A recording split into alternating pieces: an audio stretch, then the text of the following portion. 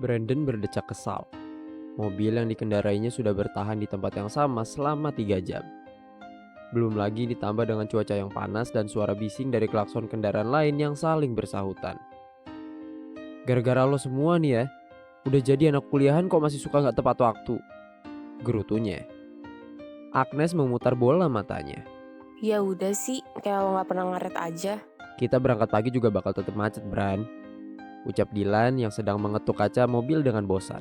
Bener tuh kata Dilan. Agnes tertawa. Lu mah bener-bener aja, Jen. Brandon mendengus. Seenggaknya kan agak adem dikit. Ini panas banget tau gak sih? Kepala gue serasa mau pecah. Makanya, kan gue bilang juga apa? Camping di rumah aja lah. Dilan menoleh ke bangku belakang. Ya gak seru lah, Jen. Emangnya anak SD? Brandon terkekeh. Turun, Bran. Gantian aja, gue nyetir sini. Ucap Dilan begitu melihat Brandon yang sedikit memejamkan mata. Tumben lo baik. Gue cuma gak mau ikut kecelakaan aja sih. Lo nya aja udah ngantuk-ngantuk begitu. Akhirnya sampai juga. Enak banget di mobil berjam-jam. Lebay lo, Nes. Gue aja nyetir gak enek. Ya lo kan beda, Dil. Dilan membangun tenda di pinggiran hutan.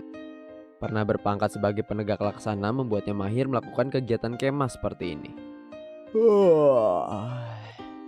Brandon keluar dari mobil dengan menguap. Wow, udah gelap banget ya langitnya. Bantu bangun tenda sini.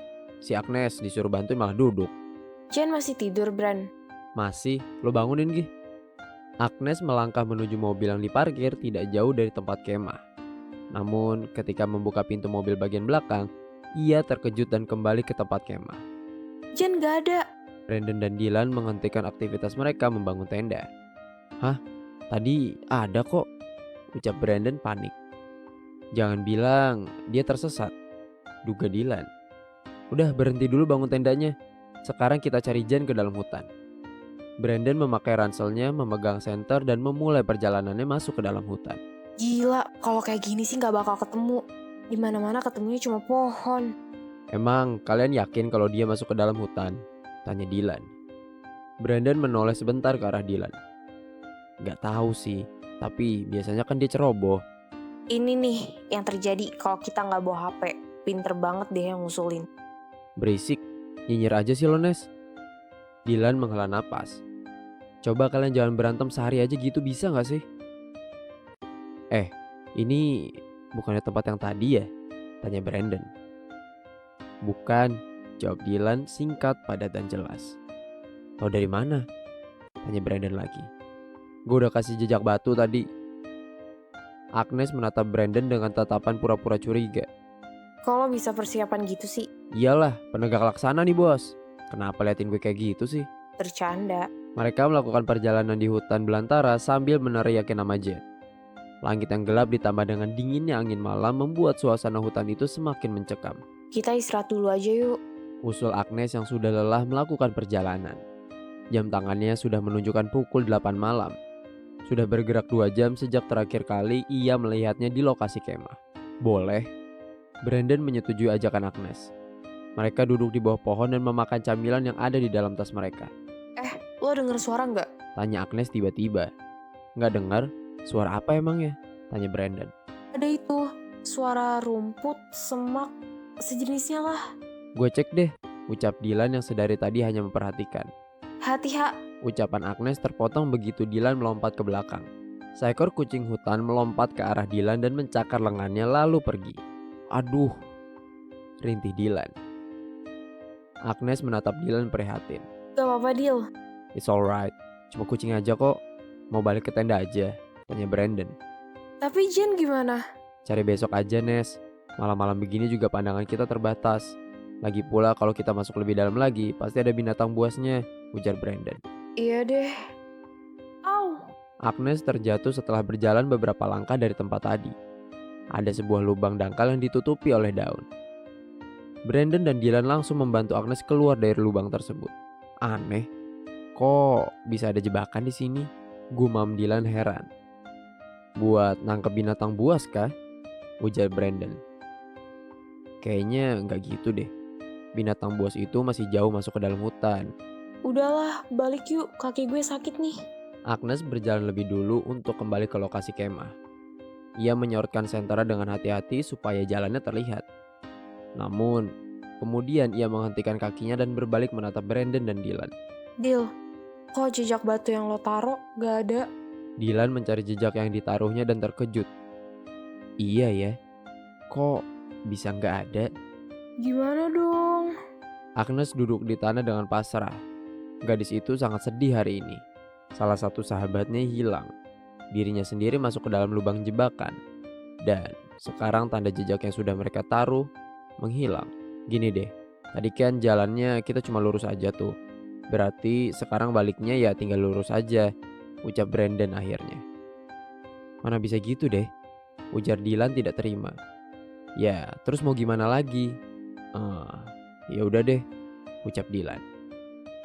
Lanjut jalan yuk, Nes. Brandon membangunkan Agnes dari duduknya dengan lembut. Walaupun suka bertengkar, Brandon tahu jika sahabatnya itu sedang sedih sekarang. Dia pun sama sedihnya saat ini. Lihat deh, batu lo gak semuanya hilang, Dil. Masih ada beberapa. Tunjuk Agnes setelah beberapa lama mereka berjalan. Bagus, ayo ikutin, ucap Dylan bersemangat.